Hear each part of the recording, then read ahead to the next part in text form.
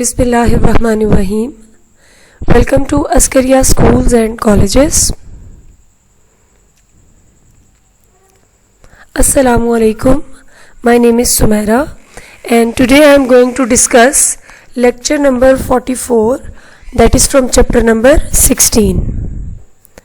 आज जिस टॉपिक को हम स्टडी करेंगे वो है बेंजीन के इलेक्ट्रोफिलिक सब्स्टिट्यूशन रिएक्शंस.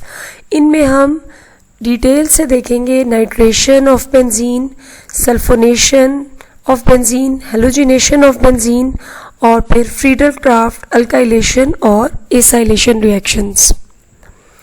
सबसे पहले हम बात करते हैं कि बेंजीन किस तरह से इलेक्ट्रोफिलिक सब्स्टिट्यूशन रिएक्शंस शो करते हैं.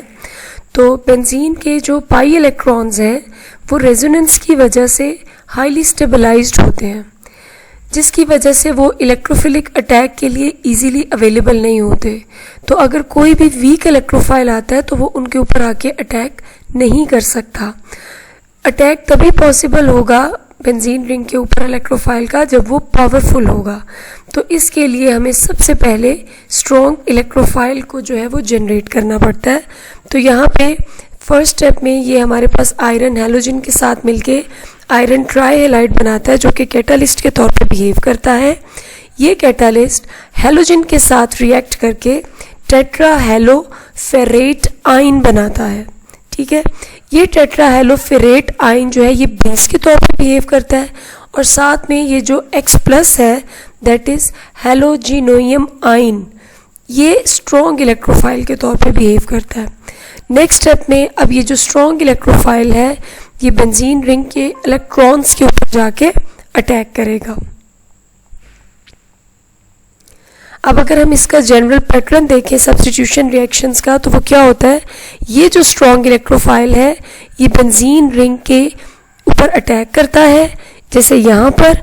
तो ये जो आपके पास यहाँ पे हाइड्रोजन है इसी के साथ इलेक्ट्रोफाइल जो है वो ऐड हो जाता है, जिसके रिजल्ट में हमारे पास ये जो रिंग है ये डीस्टेबलाइज हो जाता है. ठीक है, अगले स्टेप में फिर इसके ऊपर बेस आके अटैक करती है, हाइड्रोजन को यहाँ से लेके बाहर निकल जाती है और ये जो हाइड्रोजन का बॉन्ड है वो वापस यहाँ पे शिफ्ट हो जाता है ताकि जो रिंग हमारा इलेक्ट्रॉन्स की वजह से डीस्टेबलाइज हुआ था वो वापस स्टेबलाइज हो जाए और यूँ हमारे पास सब्स्टिट्यूटेड बेंजीन आ जाती है. अब हम देखते हैं फर्स्ट रिएक्शन को, that is nitration of benzene. Nitro group का जो बेंजीन में एडिशन है, और एडिशन किस तरह से कि बेंजीन की हाइड्रोजन को सब्स्टिट्यूट किया जाता है नाइट्रो ग्रुप के साथ, that is called as nitration. इसके लिए बेंजीन को हम कंसनट्रेटेड नाइट्रिक एसिड के साथ रिएक्ट करवाते हैं कंसनट्रेटेड सल्फ्यूरिक एसिड की प्रेजेंस में और हीट करते हैं 50 to 60 डिग्री सेंटीग्रेड तक, जिसके रिजल्ट में हमारे पास नाइट्रोबेंजीन बनता है. अब ये जो रिएक्शन है अगर हम इसके मैकेनिज्म को देखें तो फर्स्ट स्टेप में जो नाइट्रिक एसिड है वो सल्फ्यूरिक एसिड के साथ मिलके नाइट्रो NO2 इलेक्ट्रोफाइल है, स्ट्रॉन्ग इलेक्ट्रोफाइल जनरेट करता है. इसके साथ HSO4 बेस बनती है और साथ में ये हाइड्रोनियम आयन बनता है. ये जो स्ट्रॉन्ग इलेक्ट्रोफाइल यहाँ से फर्स्ट स्टेप में हमने जनरेट किया है ये अब बेंजीन रिंग के ऊपर जाके अटैक करता है और हमारे पास ये वाला कार्बोकेटाइन बन जाता है. ठीक है, नेक्स्ट स्टेप में इसके ऊपर बेस जो कि HSO4 है ये आके अटैक करती है. ठीक है, और हाइड्रोजन को लेके बाहर निकल जाती है और हाइड्रोजन का जो बॉन्ड है वो वापस बेंजीन रिंग के ऊपर यहाँ पे शिफ्ट हो जाता है और यूँ हमारे पास स्टेबलाइज्ड बेंजीन रिंग वापस अटेन हो जाता है और साथ में इसमें नाइट्रो ग्रुप आके हाइड्रोजन की जगह पे सब्स्टिट्यूट हो जाता है और हमारे पास नाइट्रोबेंजीन प्रोडक्ट बनती है. नेक्स्ट ही हमारे पास है सल्फोनेशन. बेंजीन में जब हम सल्फोनिक एसिड ग्रुप को ऐड करते हैं और किस तरह से ऐड करते हैं कि बेंजीन की हाइड्रोजन को उस ग्रुप से सब्स्टिट्यूट कर देते हैं तो उसके रिजल्ट में हमारे पास जो प्रोडक्ट आती है that is called as sulphonation. अब जो बेंजीन की सल्फोनेशन होती है वो दो तरह से होती है, या तो बेंजीन डायरेक्ट सल्फ्यूरिक एसिड के साथ रिएक्ट करता है और हमारे पास बेंजीन सल्फोनिक एसिड आ जाता है, या फिर बेंजीन जो है वो सल्फर ट्राईऑक्साइड गैस के साथ रिएक्ट करता है जो कि H2SO4 में मौजूद है, ठीक है। इसके रिजल्ट में भी हमारे पास ये प्रोडक्ट आती है, that is benzene sulphonic acid. अब यहाँ पे जो फ्यूमिंग टर्म इस्तेमाल हुई है, इसका मतलब ये होता है कि हमारे पास सल्फर ट्राइऑक्साइड गैस है जिसे H2SO4 के जो लिक्विड H2SO4 है उसमें डिजोल्व, वो उसमें उसके अंदर मौजूद है, ठीक है, डिजोल्व हुई हुई है। तो उस कंसनट्रेटेड सल्फ्यूरिक एसिड के सॉल्यूशन को, जिसमें सल्फर ट्राइऑक्साइड गैस भी मौजूद है, हम फ्यूमिंग H2SO4 बोलते हैं, क्योंकि उसमें से फिर ये निकल रही होती है गैस, ठीक है। अब इसका अगर हम मैकेनिज्म देखें तो फर्स्ट स्टेप में जो सल्फ्यूरिक एसिड के दो मॉलिक्यूल्स हैं वो आपस में रिएक्ट करके सल्फर ट्राइऑक्साइड का इलेक्ट्रोफाइल प्रोड्यूस करते हैं, जो कि स्ट्रॉन्ग इलेक्ट्रोफाइल है। अब जो हमने इससे पहले रिएक्शन देखा था उसमें हमने NO2+ जनरेट किया था। इलेक्ट्रोफाइल जो कि स्ट्रॉन्ग हम जनरेट करते हैं उसके लिए दो बातें ज़रूरी हैं, या तो स्ट्रॉन्ग इलेक्ट्रोफाइल के ऊपर प्लस का चार्ज हो, या फिर जो आपका इलेक्ट्रोफाइल है उसके जो सेंटर है वो इलेक्ट्रॉन डेफिशिएंट हो। तो यहाँ पे जो आपके पास सल्फर है ना, इस पर पार्शियल पॉजिटिव चार्ज होता है, ऑक्सीजन पर पार्शियल नेगेटिव चार्ज होते हैं। तो चूंकि इस पर पार्शियल पॉजिटिव चार्ज होता है, इस वजह से सल्फर ट्राइऑक्साइड का जो सेंटर है दैट इज इलेक्ट्रॉन डेफिशिएंट, और फिर ये स्ट्रॉन्ग इलेक्ट्रोफाइल के तौर पे बिहेव करता है। तो जब हम इसका मैकेनिज्म देखते हैं तो ये जो सल्फर ट्राइऑक्साइड है जिसका सेंटर इलेक्ट्रॉन डेफिशिएंट है, बेशक इस पर प्लस का साइन नहीं है लेकिन सेंटर इलेक्ट्रॉन डेफिशिएंट है जिसकी वजह से ये स्ट्रॉन्ग इलेक्ट्रोफाइल है, इसके ऊपर ये बेंजीन पे जाके अटैक करेगा, ठीक है। ये यहाँ पे ये जो डबल बॉन्ड है यहाँ पे जब ये इसमें ऐड हो जाएगा तो आपके पास ये कार्बोकेटाइन बनेगा। अब आप देखें कि ये बेंजीन रिंग जो है इसके जो इलेक्ट्रॉन्स हैं वो डीस्टेबलाइज हो गए हैं, ठीक है। ये तीन इसके रेजोनेटिंग स्ट्रक्चर्स हैं जो कि सारे आपस में इक्विलिब्रियम में है। अब यहाँ पे क्या होता है कि ये जो बेस है HSO4 ये हाइड्रोजन के ऊपर अटैक करके हाइड्रोजन को लेके H2SO4 बना के बाहर निकल जाती है, और जो हाइड्रोजन का ये बॉन्ड है ये यहाँ बेंजीन रिंग के अंदर शिफ्ट हो जाता है, जिसके रिजल्ट में वापस हमारे पास बेंजीन रिंग आ जाता है और हम कहते हैं कि वापस इलेक्ट्रॉन्स जो है वो स्टेबलाइज्ड फॉर्म में रिंग हमारा जो है वो आ गया है। तो अब ये जो हमारे पास बना है बेंजीन रिंग, उसके साथ जो SO3 है ये फाइनल प्रोडक्ट नहीं है, क्योंकि यहाँ पे SO3 पे माइनस का साइन है। तो फिर नेक्स्ट स्टेप में क्या होगा कि ये जो हाइड्रोनियम आयन है ये अपना एक प्रोटॉन इस सल्फर ट्राइऑक्साइड को डोनेट करेगा, जिसके रिजल्ट में हमारे पास बेंजीन सल्फोनिक एसिड प्रोडक्ट आ जाएगी, ठीक है। इसके बाद नेक्स्ट आता है हमारे पास हैलोजिनेशन। अब बेंजीन रिंग में जब हम हैलोजन को ऐड करते हैं, और किस तरह से ऐड करते हैं कि बेंजीन की हाइड्रोजन को ब्रोमीन से सब्स्टिट्यूट कर दें, तो जो प्रोडक्ट आती है दैट इज हैलोजिनेशन, ओके। यहाँ पे जो प्रोडक्ट आई है दैट इज ब्रोमोबेंजीन, या अगर क्लोरीन है तो क्लोरोबेंजीन।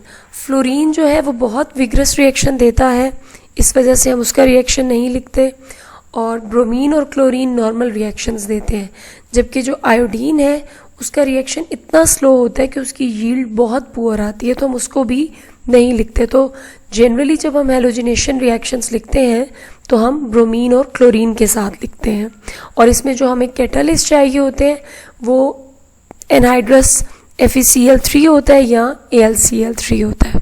अब हम इसका मैकेनिज्म देखते हैं, तो इसमें भी ये जो हमारा FeX3 कैटालिस्ट है ये पहले हैलोजन के साथ मिलके स्ट्रॉन्ग इलेक्ट्रोफाइल जनरेट करेगा, ठीक है।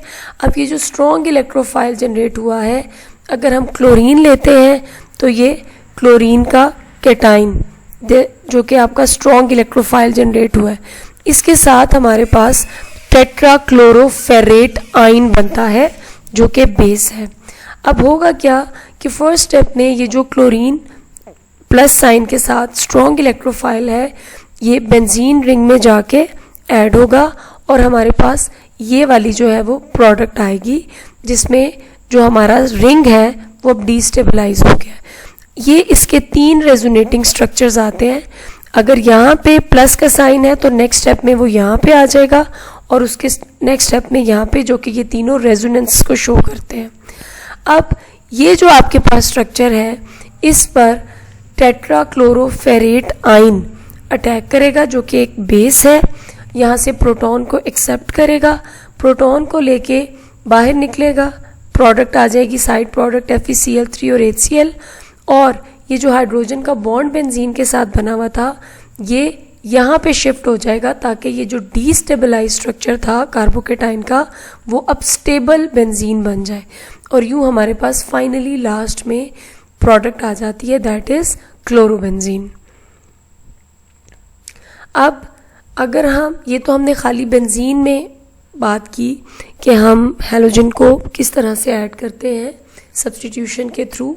अगर हमारे पास बेंजीन के साथ कोई साइड ग्रुप अटैच हो, जैसे कि CH3, तो इसको हम जो है वो किस तरह से, टॉलीन है जो कि, इसको अगर हम क्लोरीन के साथ रिएक्ट करवाएं तो अब जो क्लोरीन है वो साइड चेन में जो हाइड्रोजन है उनको सब्स्टिट्यूट करेगी, और तब तक करती रहेगी जब तक कि सारी हाइड्रोजन सब्स्टिट्यूट ना हो जाए क्लोरीन से। तो फर्स्ट स्टेप में एक हाइड्रोजन सब्स्टिट्यूट होगी क्लोरीन से, साथ में HCl बनेगा, दैट इज क्लोरोमिथाइल बेंजीन।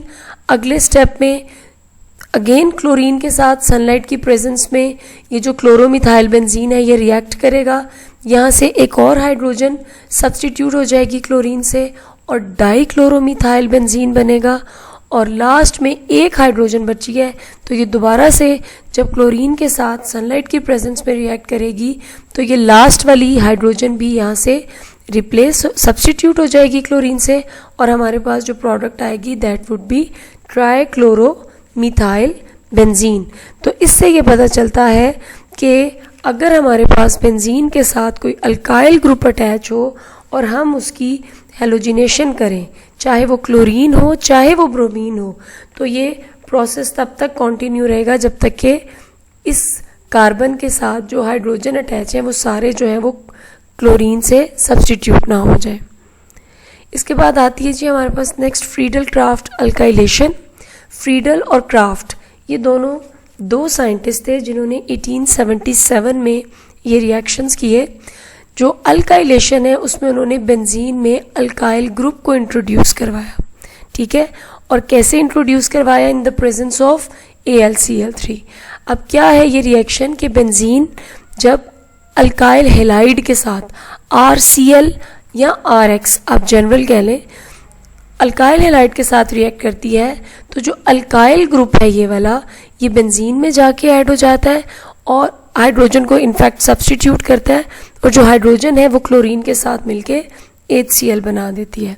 इसका अगर हम मैकेनिज्म देखें तो फर्स्ट स्टेप में हमने स्ट्रॉन्ग इलेक्ट्रोफाइल जनरेट करना है, ठीक है, और वो किस तरह से करेंगे, ये जो अल्काइल हेलाइड है RCl ये AlCl3 के साथ रिएक्ट करके R positive, that is a strong electrophile, ठीक है, स्ट्रॉन्ग इलेक्ट्रोफाइल जनरेट करेगा, ठीक है, और ये इलेक्ट्रॉन डेफिशिएंट है, और साथ में AlCl4 बनेगा जो कि बेस है, ठीक है।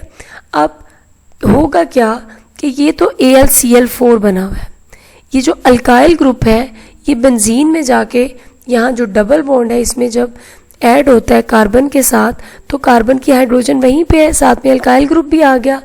नेक्स्ट स्टेप में यहाँ से बॉन्ड जो है AlCl4 इसके ऊपर एज अ बेस अटैक करता है, हाइड्रोजन को लेके बाहर निकल जाता है, और हाइड्रोजन का जो सिंगल बॉन्ड है वो बेंजीन की तरफ शिफ्ट होके बेंजीन का स्टेबलाइज्ड स्ट्रक्चर दे देता है, और यूँ हमारे पास अल्काइल बेंजीन जो है वो प्रोडक्ट आ जाती है। अगर यहाँ हम R की जगह पे CH3 ले लें तो हमारे पास टॉलीन बनती है, और साथ में साइड प्रोडक्ट्स में HCl और कैटालिस्ट AlCl3 जो कि हमने स्टार्ट में लिया था वो वापस रीजनरेट हो जाता है। अब यहाँ पे हमारे पास रिएक्शन है, अगर हम मिथाइल क्लोराइड के साथ रिएक्ट करवाएंगे तो प्रोडक्ट हमारे पास टॉलीन आएगी। ये अल्काइल ग्रुप जो है ये मिथाइल ये बेंजीन में जाके हाइड्रोजन की जगह पे सब्स्टिट्यूट होगा और ये टॉलीन प्रोडक्ट आ जाएगी, ठीक है। और अगर हम बेंजाइल इथाइल ब्रोमाइड लेते हैं तो फिर ये जो इथाइल है ये यहाँ से एक हाइड्रोजन को सब्स्टिट्यूट करेगा और प्रोडक्ट इथाइल बेंजीन आ जाएगी इन the presence of anhydrous Cl और साथ में हेलोजन एसिड बन जाएगा। तो इससे ये पता चलता है कि हम कोई भी अल्काइल हैलाइड ले लें, जो अल्काइल ग्रुप है चाहे वो सिंगल कार्बन का है या एक से ज़्यादा कार्बन का है, वो बेंजीन रिंग में जाके हेलोजन को सब्स्टिट्यूट करके वहाँ पे ऐड हो जाता है और हाइड्रोजन जो है वो हेलोजन के साथ मिलके हेलोजन एसिड बना देती है और यूं हमारे पास अल्काइल बेंजीन जो है वो प्रोडक्ट आ जाती है। नेक्स्ट है जी हमारे पास फ्रीडल क्राफ्ट एसाइलेशन।